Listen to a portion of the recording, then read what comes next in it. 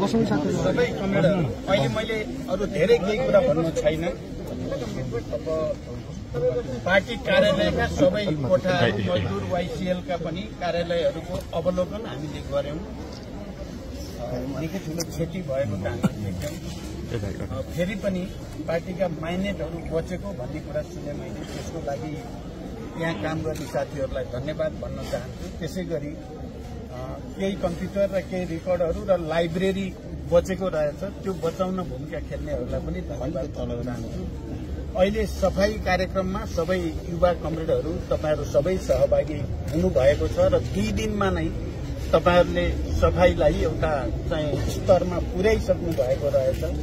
त्यसको लागि सफाईमा अभियानमा संलग्न सबै कमरेडहरूलाई पनि पार्टी केन्द्रको तर्फबाट मेरो तर्फबाट धन्यवाद भन्न चाहन्छु। र अन्तिममा क्षति त पुर्याइयो पुग्यो, तर म के भन्न चाहन्छु भने अब पार्टीको नयाँ कार्यालय भवन सिंगो पार्टी पंक्ति देशभित्र र बाहिरका सबै पार्टी सदस्यहरूको सहयोगमा भव्य भवन बनाइनेछ।